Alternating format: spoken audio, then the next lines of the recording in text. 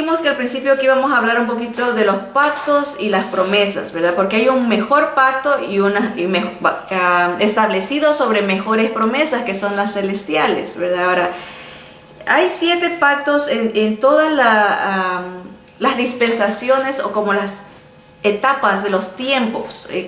Dios se ha manifestado, revelado y ha hecho pactos con ciertos personajes en la humanidad, ¿verdad? Y se han contado 7 pactos. Unos lo consideran que son 8 porque dividen el pacto con Adán en 2. El pacto con Adán fue el primero y muchos, ahí está dividido, unos lo dividen antes de que Adán peque, que es el pacto, lo llaman el pacto edénico o el pacto de la inocencia cuando no había pecado, y otros lo llaman el pacto adánico, que es el después de que Adán pecó. Por eso dicen, parece que son 8 pactos, pero en realidad son 7, o por lo menos creo yo, el 7 es el número de lo completo. Entonces, si en el tiempo de la humanidad hay 7 pactos, suena más factible eso de que en realidad son 7. Otros lo llaman el pacto adámico, porque en inglés el nombre es Adán con M, pero en español es Adán, entonces sería el pacto adánico. También el pacto con Noé, el pacto noénico, y les he puesto las porciones bíblicas si quieren leerlo después, porque aquí no hicimos un estudio muy exhaustivo de los pactos. Cada pacto tiene una señal, cada pacto tiene una promesa. Entonces, y eso es muy importante entender, porque a veces reclamamos los pactos que fueron para una persona como que si fueran para nosotros. Aunque es cierto que en Jesús muchas promesas que fueron hechas para el pasado se aplican a nosotros, pero no todas, y ahí hay que tener cuidado, porque hay cosas que si malinterpretamos y pensamos que se tiene que aplicar y no se aplica, a veces pasa eso de la decepción, de decir qué pasó, porque Dios no cumple. La realidad es que estamos aplicando a cosas que no nos aplican a nosotros. Por ejemplo, una promesa al rey David fue que su hijo se sentaría sobre su reino. No podemos pedir que esa promesa se aplique a nosotros, porque eso fue una promesa exclusiva para él, que su hijo Salomón iba a sentarse sobre su reino, que era una promesa especial porque David había pecado y como consecuencia su familia fue afectada. Pero el Señor lo estaba restaurando y dice, voy a poner a tu hijo. No podemos reclamar esa promesa para nosotros, era algo personal. Y hay promesas personales y hay promesas generales, ¿no? Entonces, hay un pacto, de estos 7 pactos hay unos que son incondicionales. Como el pacto con Noé fue un pacto general, porque dijo que no iba a destruir, que no iba a haber más diluvio. No se iba a destruir la tierra con un diluvio, un pacto general mundial, por decirlo así, y que había una señal, el arco iris, que nunca más iba a haber un diluvio como el que pasó con Noé. En el pacto con Abraham, o el pacto abrámico, también está en Génesis 17, del 1 al 8, le promete muchas cosas a Abraham, que le iba a dar la tierra, que iba a tener un hijo, ¿verdad? Promesas personales, ¿verdad? Pero acuérdense que dice las escrituras que estos pactos son figura y sombra de la mejor promesa que iba a venir. Entonces aunque eran personales, hay cosas que sí se aplican. Por ejemplo, un hijo nos es dado, así como le fue dado a Abraham un hijo, a nosotros el Señor un hijo nos es dado, Jesús. Siempre vamos a ver el lado espiritual en estos pactos, ¿verdad? Hay un pacto con Moisés que se conoce como el pacto mosaico, que es el de la ley, los 10 mandamientos, fue la señal, con Abraham fue la circuncisión, la señal, con Moisés los mandamientos, la señal, ¿verdad? Y las promesas. Hay un pacto con Israel que es que el Señor les dará la tierra, y vemos muchas profecías de eso. Un pacto con David, el pacto davídico, y el último, que es el que se aplica a nosotros, el pacto con los judíos y gentiles, la iglesia. un nuevo pacto en la gracia del Señor, que es la señal en la sangre de Cristo, ¿verdad? Y la promesa es la vida eterna. Hebreos 7:22 dice: por tanto Jesús es hecho fiador de un mejor pacto. Ven la realidad de que es un pacto. Ahí esa palabra mejor pacto es la misma palabra de mejores promesas, es más excelente, es más útil, es más, como vimos acá la definición, es más servible, es más ventajoso este pacto espiritual que el Señor ha hecho con nosotros. Gálatas 3, del 10 al 15 dice: porque todos los que dependen de la obra de la ley están bajo maldición. Si alguien espera salvarse por prácticas de obediencia, está bajo maldición, pues escrito está: maldito todo aquel que no permaneciere en todas las cosas escritas en el libro de la ley para hacerlas. Y que por la ley ninguno se justifica para con Dios es evidente, porque el justo por la fe vivirá.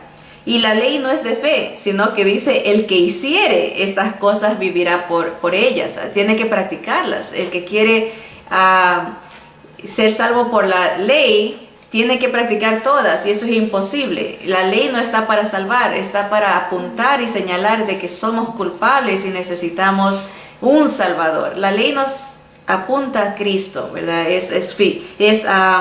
El ayo, fue la maestra para que nos pueda llevar al Señor por nuestra necesidad.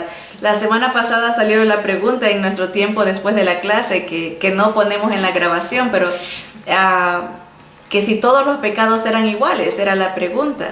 Y porque decía, pues, ¿cómo es posible que si yo me decía una hermana, si yo me robo un lapicito, que Dios me castigue igual como a alguien que ha matado a alguien? Y la realidad es que en el sentido de que todo pecado nos aparta de Dios, no importa cuál sea, en nuestra mente, un pecado nos hace no perfectos, y por lo tanto no podemos estar en la presencia del Señor por un solo pecado. En ese sentido todos son iguales, porque un pecado nos aparta, nos aleja de Dios, nos hace merecedores de muerte eterna, que es estar separados de Dios.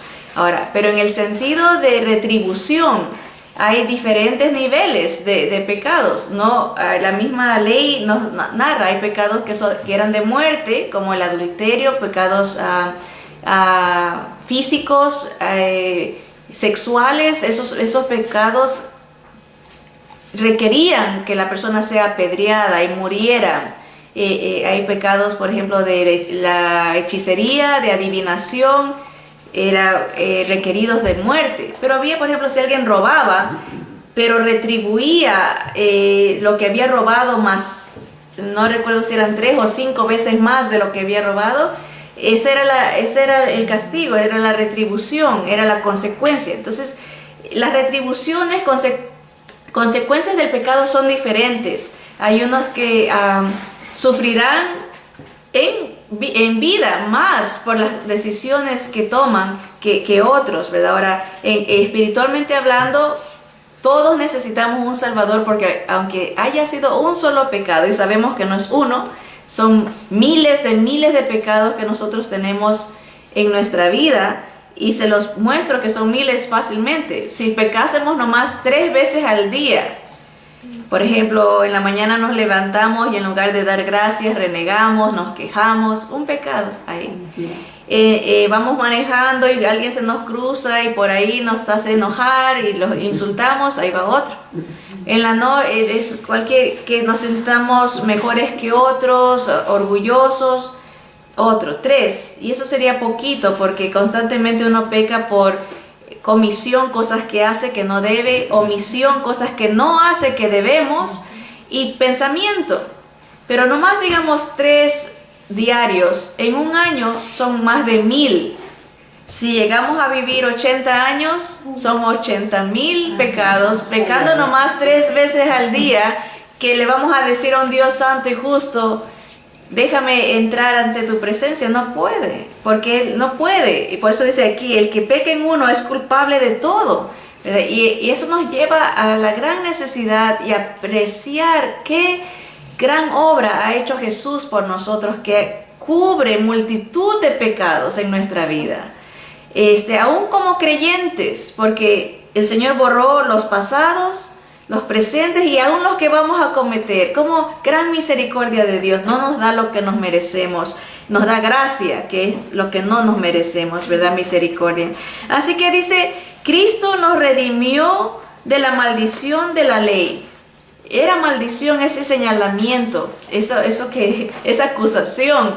Y el Señor Jesús nos redime de esto, hecho por nosotros maldición, porque escrito está, maldito todo el que es colgado en un madero, para que en Cristo Jesús la bendición de Abraham alcanzase a los gentiles, a fin de que por la fe recibiésemos la promesa del Espíritu Santo. En este versículo nomás se nos da tanta teología de las promesas, de la fidelidad de Dios, lo que le prometió a Abraham, que en él serían benditas todas las familias de la tierra. Aún nosotros que no somos judíos, en Cristo se cumple esa promesa, esa bendición a Abraham, que se recibe por fe. Esa promesa, esa bendición de Cristo, de Jesús en nosotros, se recibe por fe. Y el Señor, en el momento de creer, nos manda la promesa del Espíritu Santo. Ven ahí algunas promesas en ese versículo nomás. Versículo 15 dice, hermanos, hablo en términos humanos. Un pacto, aunque sea de hombre, o un testamento, una vez ratificado, nadie lo invalida ni le añade. Siendo de hombre, ahora imagínense un pacto de Dios. No hay manera de que se quebrante, no hay manera de que falle, no hay manera que no lo cumpla. 1 Corintios 11, 23, 26 dice, Pablo el apóstol, porque yo recibí del Señor lo que también os he enseñado, que el Señor Jesús, la noche que fue entregado, tomó pan, y habiendo dado gracias, lo partió y dijo, tomad, comed, esto es mi cuerpo, que por vosotros es partido. Haced esto en memoria de mí. Asimismo tomó también la copa después de haber cenado, diciendo, esta copa, ¿qué dice? Es el nuevo pacto en mi sangre. Todos los pactos anteriores, ¿se acuerdan que hablábamos de señales y de promesas? Todos los pactos requerían sangre. Pero el Señor dice, este pacto es nuevo en mi sangre, no en la de los toros, no en la de las cabras, ni de las ovejitas, de los machos cabríos, en mi sangre, un nuevo pacto, en mi sangre. Haced esto todas las veces que la bebiereis en memoria de mí. Así pues, todas las veces que comiereis este pan y bebiereis esta copa, la muerte del Señor anunciáis hasta que Él venga. Esa es la señal, la promesa más bien de este nuevo pacto, la venida del Señor. Él viene de nuevo. Él es real, es vivo y verdadero y viene por su iglesia, viene por los suyos. Hebreos 9, 14, 15 dice, ¿cuánto más la sangre de Cristo, el cual mediante el Espíritu eterno se ofreció a sí mismo sin mancha a Dios, limpiará vuestras conciencias de obras muertas para que sirváis al Dios vivo? Así que, por eso es mediador de un nuevo pacto, el Señor Jesús en su sangre, ofrecida en los cielos. Dice que su sangre traspasó el cielo de los cielos y a través de su Espíritu Santo presenta esta sangre al Padre. Dice, para que interviniendo muerte para la remisión de las transgresiones que había bajo el primer pacto, los llamados reciban, ¿cuál es la promesa?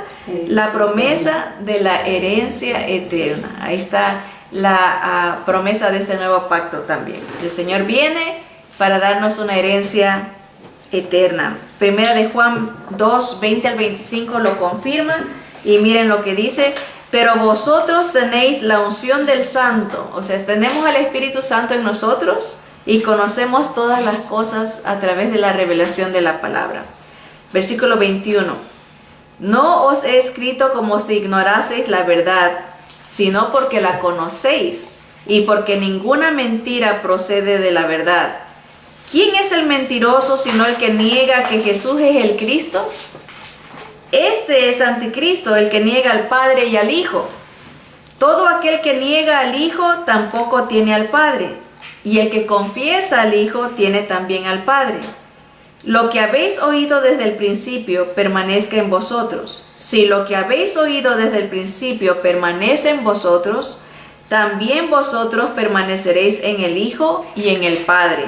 Y esta es la promesa que Él nos hizo, la vida eterna. Ven ahí, qué porción tan práctica para esos movimientos de otras religiones que andan tratando de engañar. El Padre, el que niega al Hijo, niega al Padre.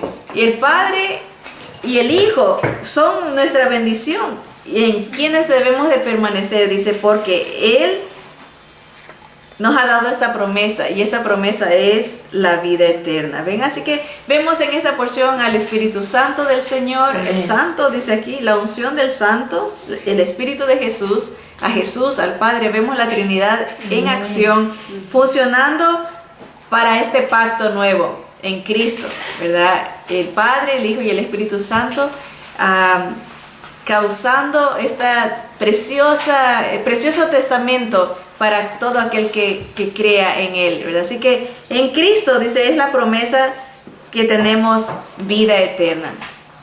Mejores promesas, promesas celestiales, promesas eternas y permanentes, promesas espirituales. Que el Señor nos bendiga y nos ayude a abrir nuestros ojos a cuántas bendiciones tenemos en Cristo Jesús, y a Él sea la gloria y la honra por siempre. Amén, amén.